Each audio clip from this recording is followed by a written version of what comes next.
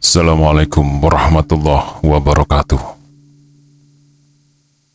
Rahayu, Sagung Dumadi. Kembali lagi di channel Babat Nusantara. Pada kesempatan kali ini akan menceritakan Ken Arok, Ken Dedes, bagian kedua.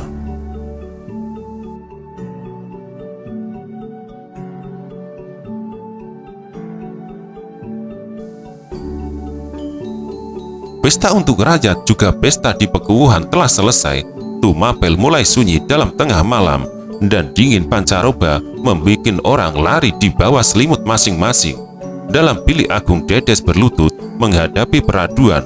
Air matanya telah kering, tapi dalam hatinya masih juga mengucur tiada henti. Gede Mirah dan Rimang tak mampu menghiburnya.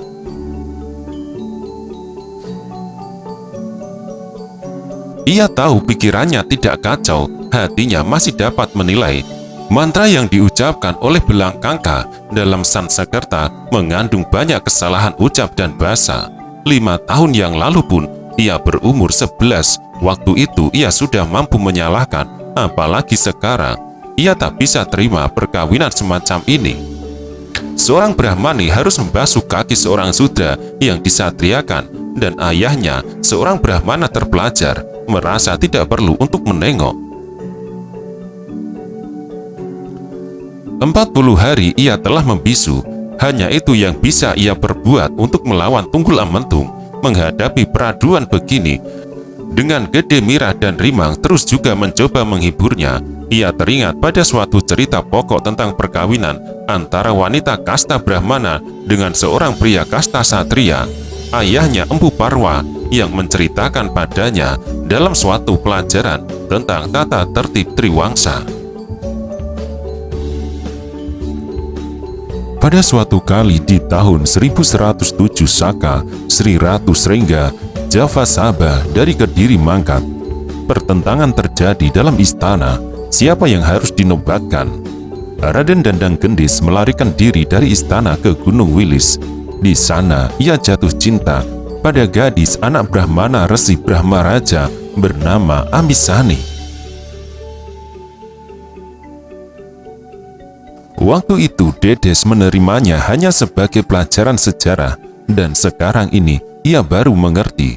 Semua itu peringatan pada dirinya untuk tidak menerima lamaran dan suami seorang dari kasta kesatria.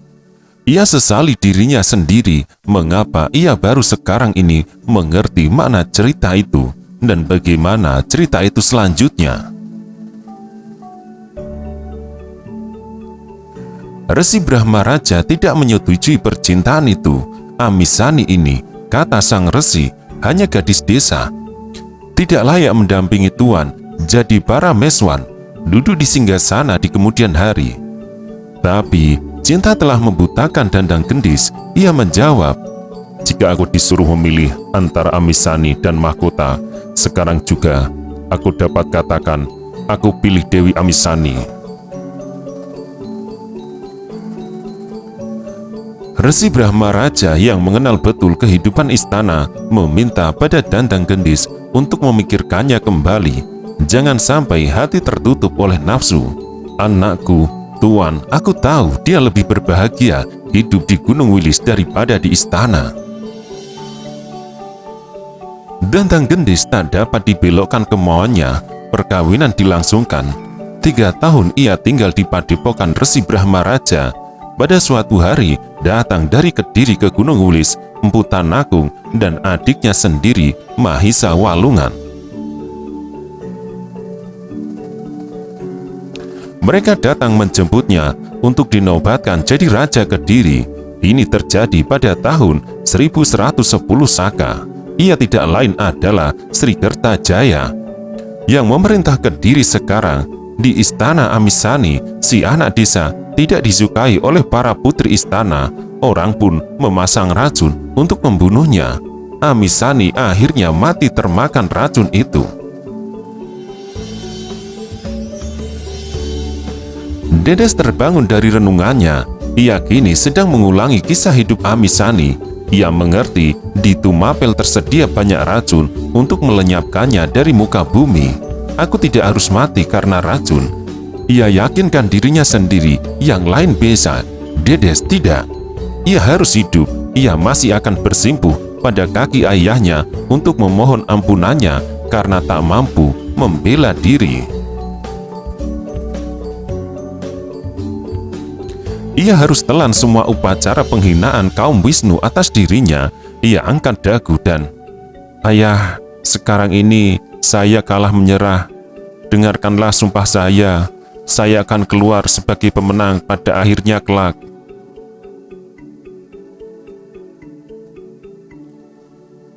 Harum mangir pada kulitnya bersama harum dupa setangi memadati ruangan besar bilik agung itu. Hatinya sendiri semakin sempit terhimpit. Darah yang terasuh dengan cinta kasih seorang bapak ini tak punya kekuatan untuk melawan. Ilmu dan pengetahuan yang dituangkan padanya oleh ayahnya tidak berdaya menghadapi sang aku.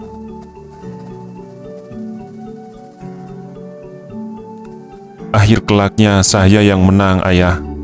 Agunglah kau, puncak Triwangsa, kaum Brahmana, agunglah yang maha dewa siwa. Dan Tunggul Ametung hanya seorang jantan yang tahu memaksa, merusak, memerintah, membinasakan, merampas, bahkan membaca ia tak pernah. Karena memang ia tidak bisa menulis apalagi. Dedes tak tahu harus berbuat apa. Melawan ia tak mampu, lari ia pun tak mampu, meraung tidak mungkin. Dua orang wanita itu tiba-tiba bersiap mengangkat sembah padanya dan meninggalkan bilik agung. Tanpa mengangkat pandang, tanpa berpaling ia mengerti sang aku telah meninggalkan pendopo dan memasuki ruang besar ini. Ia tetap berlutut menghadap ke peraduan. Ia dengar langkah kaki. Juga ia dengar suara terompah yang suci balang kaka. Langkah-langkah itu semakin mendekat, menghampirinya.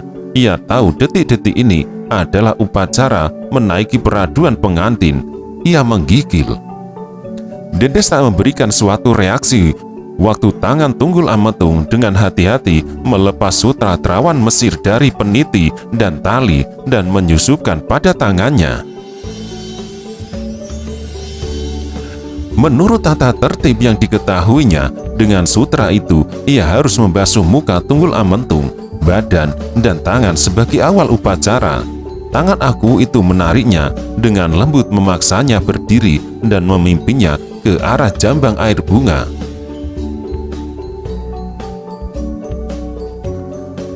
Tekanan paksa dari belang kaka menyebabkan ia mencelupkan sutra itu ke dalam jambang dan mulai membasuh muka Bopeng bekas jerawat besar, kemudian dada dan dua belah tangannya yang berbulu. Sutra itu jatuh dari tangannya yang menggigil. Ia tetap menunduk di bawah tebusan pandang sang aku. Yang suci mengambil sutra itu dan menggandengkan tangan Tunggul Ametung pada pengantinnya. "Yang mulia, bawalah perempuan ini naik ke peraduan. Para dewa membenarkan, pimpinlah dalam sanggama untuk mendapatkan karunia-Nya, mendapatkan calon pemangku Tumapel." Ia bunyikan giring-giringnya, kemudian meninggalkan bilik agung.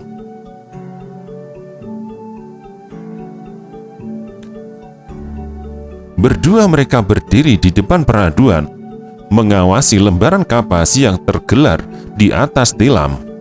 Sinar 4 damar di setiap pojok bilik itu menerangi seluruh ruangan, dan bayang-bayang hampir tiada. Tunggul Ametung menoleh pada dua orang wanita yang duduk bersimpuh di pintu. Mereka mengangkat sembah dan pergi, hilang di balik tabir berat potong-potongan ranting bambu petung. Tunggul Ametung merabai lembaran kapas itu dan menatap pengantinnya. Dan Dedes mengerti sepenuhnya. Kapas itu akan menampung darah perawan yang sebentar lagi harus ia teteskan.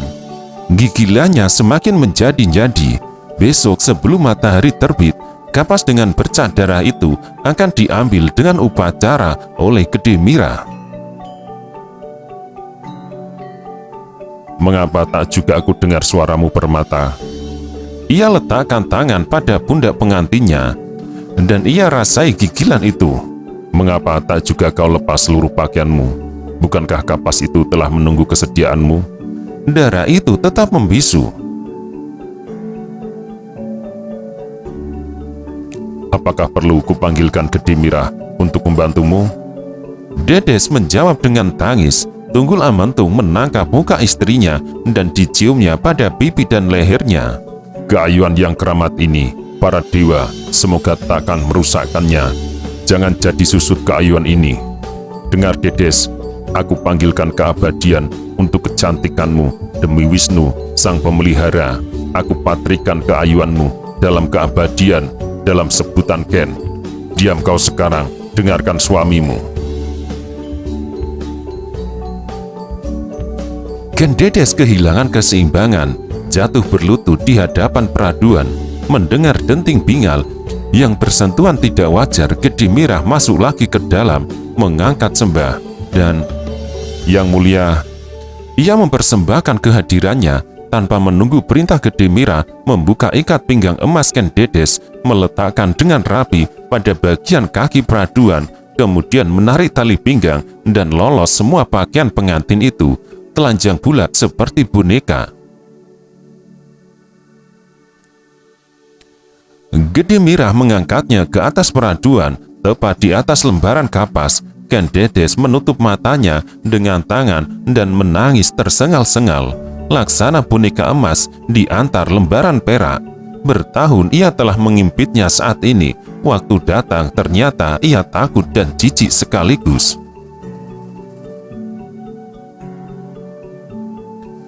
Dan Gede Mirah memindahkan tangan penutup mata itu ke samping dan memperbaiki rias, mengeringkan air mata, berbisik, "Bila Hyang Surya besok mengirimkan restunya, tubuh dan jiwa pengantin ini sudah jadi sepenuhnya wanita."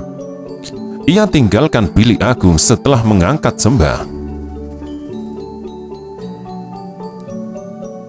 Tunggul Amantung memperhatikan tubuh istrinya yang indah terlentang seperti kala dilahirkan.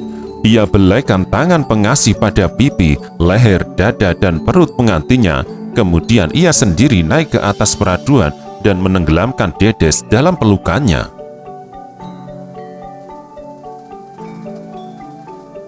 Kutaraja, ibu kota Tumapel, tenggelam dalam dingin pancaroba. Di rumah-rumah penjagaan, para kemit masih sibuk memperbincangkan upacara selesai Brahmacarya. Seluruh negeri baru tahu dari upacara itu bahwa para Meswari Tunggul Amantung adalah anak Brahmana Empu Parwa dari desa Panawijil. Semua orang tahu Brahmana itu tidak mendapatkan pengakuan dari Yang Suci Belangkangka, maka juga tidak dibenarkan menerima pelajar.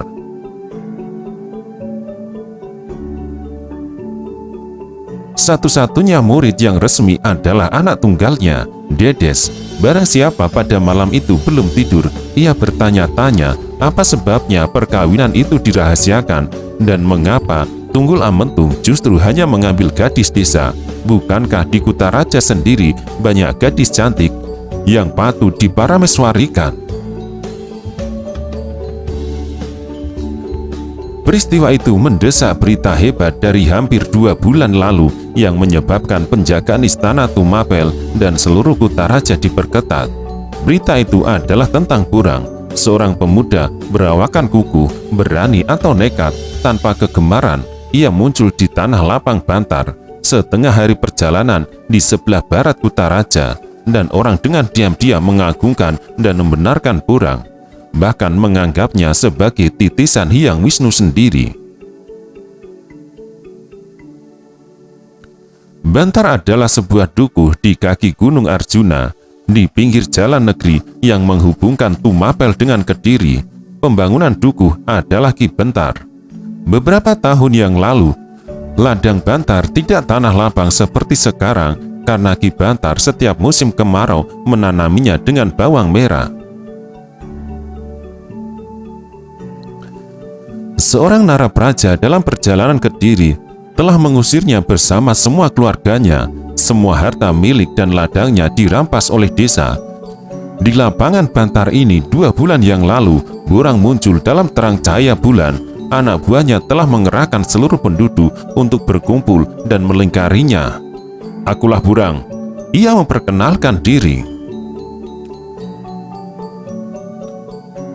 Mengapa kalian diam saja waktu Ki Bantar dan keluarganya diusir dari sini? Katakan kepadaku sekarang, siapa yang bersuka hati karena kepergiannya? Penduduk yang menjadi waspada tidak menjawab. Siapa Burang? Orang tak tahu. Selama ini banyak perlawanan terhadap Tunggul Ametung dan hampir semua telah dipatahkan.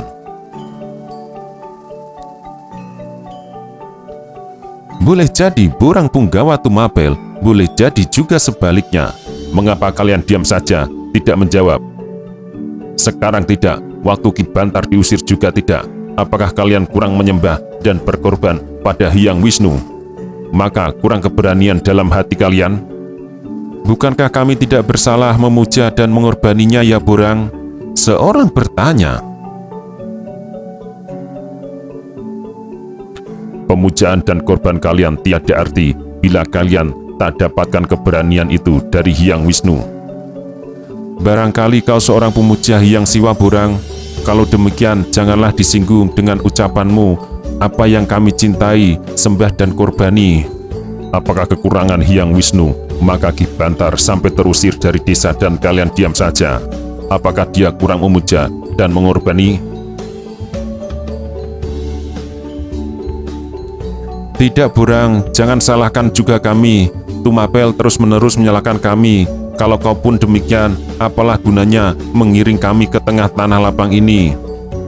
Kalian memuja Hyang Wisnu hanya karena aku Tumapel juga melakukannya. Angin pancaroba yang dingin itu meniup tanpa mengindahkan puncak pepohonan yang membangkang, dan yang berselimut kain biru dalam temaran cahaya bulan itu tidak menjawab. Kekuasaan aku Tumapel yang diberkahi oleh Hyang Wisnu telah membuat kalian mengidap kemiskinan tiada terkira. Dengan segala yang diambil dari kalian, aku Tumapel mendapat biaya untuk berjembu dengan perawan-perawan. Kalian sampai lupa pada Hyang Wisnu. Dengan apa yang diambil dari kalian itu, juga Sri Baginda Kertajaya di Kediri sana tak lebih baik perbuatannya. Sama sekali tak ada artinya dibandingkan dengan kemuliaan Hyang Wisnu. Ia diam untuk memberi kesempatan pada penduduk Bantar untuk mengerti. Ia bukan seorang narapraja, juga bukan penyokong aku Tumapel, bahkan menempatkan diri sebagai lawannya. Nah, jawab sekarang, adakah kalian setuju Ki Bantar dan keluarganya diusir? Seorang bertubuh tinggi besar juga berselimut gelap menghampiri Burang, menelakkan tanyanya, siapa kau sesungguhnya? Jangan perhatikan siapa aku, dengarkan kata-kataku. Jangan kau kira Burang gentar karena yang datang padaku berawakan tinggi dan besar. Kau sudah tidak berdaya selama ini. Burang masih berdaya. Siapa kau? Desa orang itu. Kalau kau narapraja dari Tumapel, kebetulan biar semua orang lihat dan tahu siapa Burang. Apa maumu? Orang-orang Dukuh Bantar, laki-laki dan perempuan mulai mendesak mendekati. Katakan berdepan-depan pada semua orang ini. Si tinggi besar meneruskan, kau musuh Tumapel.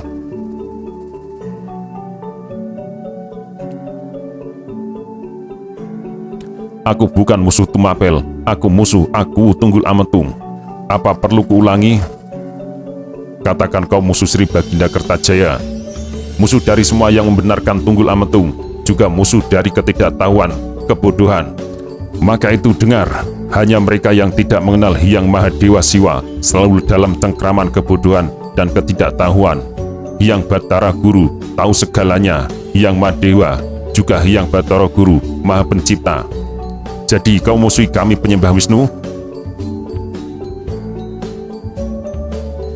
Tidak, kalian membutuhkan pancaran Hyang Mahadewa untuk dapat mengerti bahwa tinggal jadi petani pemelihara sawah, ladang, dan ternak saja membuat kalian tidak tahu untuk siapa kalian bekerja. Sewaktu kalian tekun bekerja, memelihara apa saja, elang berdatangan menggondol segala yang kalian usahakan. Apakah Hyang Wisnu menitahkan agar kalian memelihara elang itu dengan tekun juga? Kau penghujat burang, aku burang menghujat ketidaktahuan kalian. Suaramu masih kekanak-kanakan, belum mantap. Berapa umurmu, maka berani bicara urusan para dewa. Dilahirkan boleh jadi pada waktu kau mendapatkan restu perkawinan. Masih bocah, tahu apa kau tentang urusan dewa? Setidak-tidaknya dari Hyang Bathara Guru, aku tahu 2 hari lagi kalian akan mendapat perintah untuk mengangkat upeti ke Kediri. Dari Hyang Wisnu aku tahu kalian akan lakukan itu dengan patuh. Penghujat,